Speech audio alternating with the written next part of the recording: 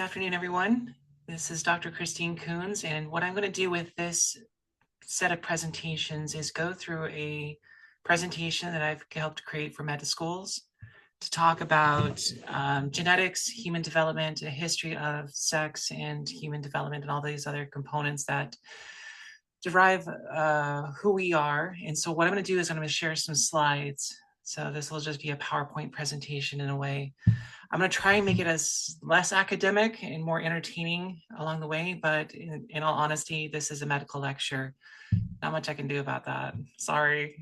So I'm going to get started with a couple slides here. So let's get back into the PowerPoint and see how I do with this.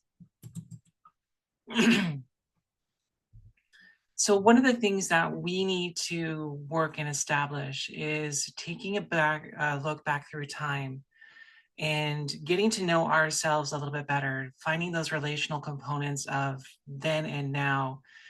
And we've really actually started diving into this a lot more as we've gone forward in time, and especially with those historical perspectives. And I'm actually really pleased to see that we have this built into a lot of the books and historical texts that we're reading. One of my favorites is this book that I'm going to show you. Well, actually, I can't because I'm showing a slide, but it's Bodies in Doubt by Elizabeth Rice. It's talking about intersex individuals in early American history and taking that forward to here and now. And I really loved Elizabeth's perspective on how this works. But we really can't know where we're going until we know where we have been. And I love Maya Angelou for this quote. In the next slide, I just pull in a couple of pieces of art and pictures that kind of give a perspective, if you will. This is not all inclusive, but it kind of gives us a glimpse of what thought processes were back in ancient times. The language that was used, the understanding that was used in ancient history is completely different than what we are understanding now, and how we have moved through time into this moment of expounding our understanding of how LGBTQIA plus, or better said, queer individuals work. Ancient civilizations, people have always tried to explain and understand people's experiences, perspectives, sexual orientation, gender identity. These are all part of things in history that you can get glimpses of how they've worked and functioned.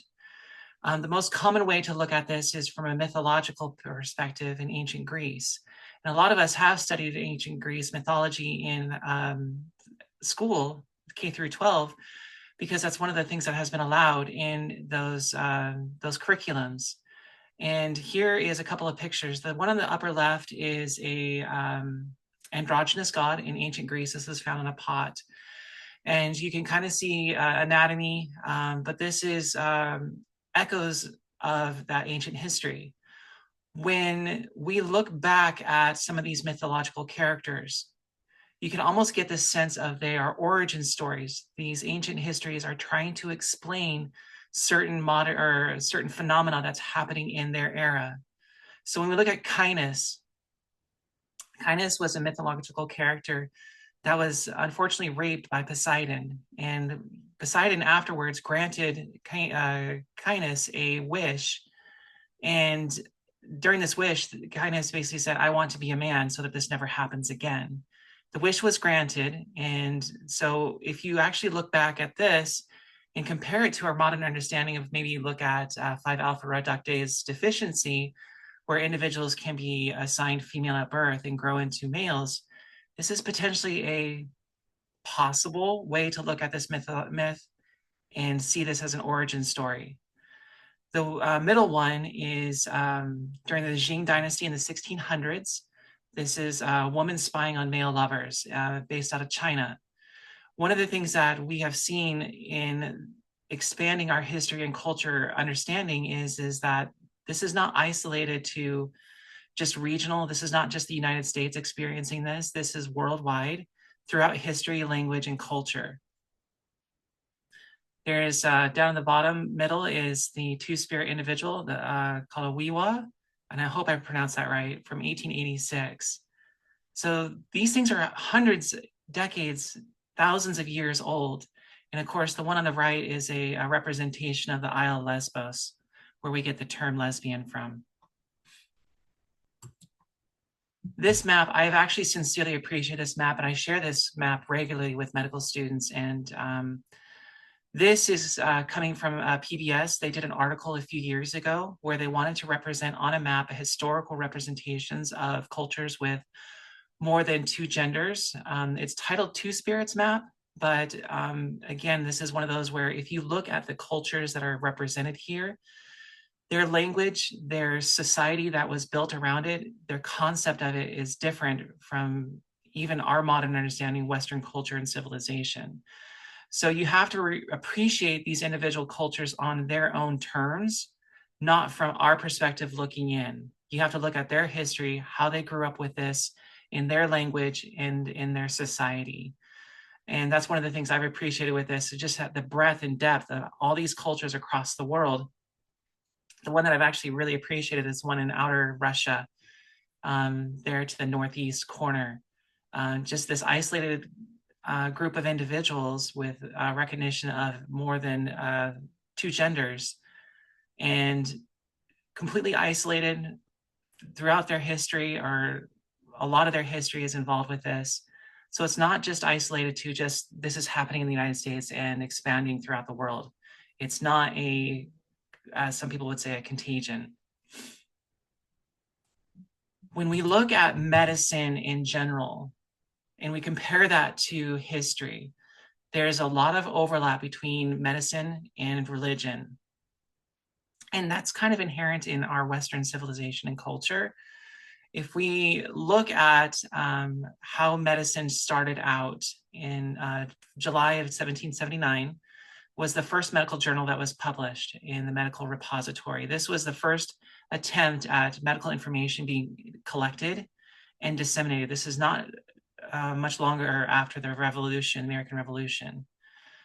The first medical school, the College of Philadelphia, was in 1765. Harvard was 1782. What's interesting is the standardization of medical training was not fully established until the Flexner Report of 1910. This is 115 years ago. And before this happened, doctors practiced based off of local treatments. This was more of a trade than an actual medical practice per se. So your treatments by region was basically communicated from doctor to doctor to say, hey, this worked, this didn't work, and this had an outcome, this had a bad outcome. This is why we use mercury in ancient older treatments, is because we didn't actually have this formalized research that built into it. So it was very common that illnesses or congenital differences were ascribed to some divine punishments. For example, if a child was born with a cleft lip, it was attributed to the mother looking at a rabbit or another creature that during that time. It was not uncommon for people to be born with ambiguous genitalia, that it was viewed as a shameful act, that this was some form of punishment from God to this individual or to this family for a deed that had already been done or that was going to be done.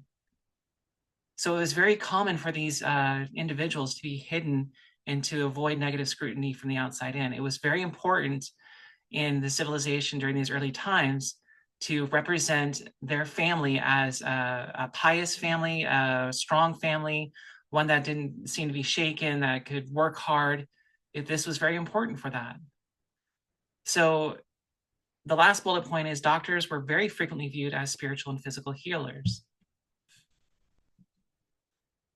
I'm going to finish with this last slide. I will talk a little bit more about this concept. We've always had a problem with defining male and female.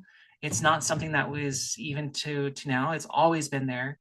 I always love going back to the 1604 dictionary, the table alphabetical. And yes, those are the correct spelling. I made sure to do that. Containing and teaching the true writing and understanding of hard, usual English words. And I found it very interesting that male was not found in this dictionary, but female was. So apparently this was a difficult word during that time. This was defined as the she in mankind or other. We fast forward from 1604 to 1828, which is where we're starting to see this medical conception, medical technology kind of building and building as we go forward. And Webster's dictionary kind of evolves these definitions into these: pertaining to the sex that procreates young and applied to the animals of all kinds as a male child, a male beast, fish, or fowl. So, and then female among animals, one of the sex which conceives and brings forth young. So we're looking at a reproductive source of our definition of sex. Now, one of the challenges we're going to see going forward, and I want to show this in presentations and why this is we have no universal definition of sex. There is no universal definition of male or female. We're ascribing a definition based off of viewpoints of certain perspectives.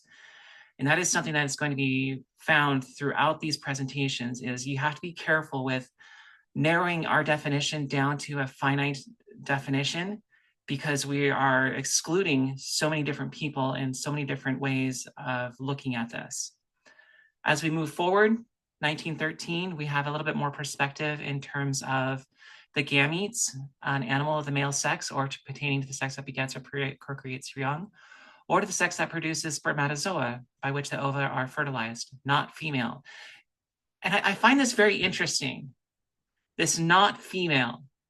And for the female side of things, it's not male, someone who's not male. So we have this counterproductive flip-flop of a definition that's going on here. And again, this comes down to this procreation perspective that we're pulling into Webster's dictionary. And this is what a lot of people are going to go to. If I want to look up the definition of male or female, where is their likely source going to be? The dictionary. And this is what has evolved over time. We've focused on this perspective of biologic sex from these definitions. Now, the thing that I find very interesting with this is when you look at this definition from 1913 of or pertaining to the sex that begets or creates young, or to the sex that produces spermatozoa. Now, this is going to be an interesting way to think about this. Again, if we narrow our perspective down to just one finite thing, procreates young or produces spermatozoa, what about those who can't? So we have people who can produce sperm, we can have people who produce ova, we have people that produce neither, and that can vary from time and time from a person's life, or there are very rare circumstances where both can be produced. So in essence, from that one perspective, we can derive 4 different conceptual concepts around sex. There's other ways to look at this. Now, as we go forward in time, we contrast this with scientific milestones. So ancient anatomy perspectives were based on animal dissections, and Leonardo da Vinci was trained in anatomy. This is going back to the 1500s, and this is where you get all those famous paintings and drawings from Leonardo da Vinci. As we move forward to the 1600s, we made some massive advances because we were able to use human cadavers. And remember that when we were using human cadavers, it was actually outside of the purview of the religious organizations at the time, because it was considered illegal and desecration of the body. During the 1800s, we extended anatomy into histology and developmental biology. We were actually able to start pinpointing through gestation, embryology, taking pictures of how we developed over time. Medical schools became formalized. 1910 came along, and we formalized a medical training experience. Gregor Mendel was 1822 to 1884 and is considered the father of modern genetics. There are other people that have discovered the sex chromosomes, but I attribute to Nettie Stevens because, you know, she's a woman. I'm going to do that.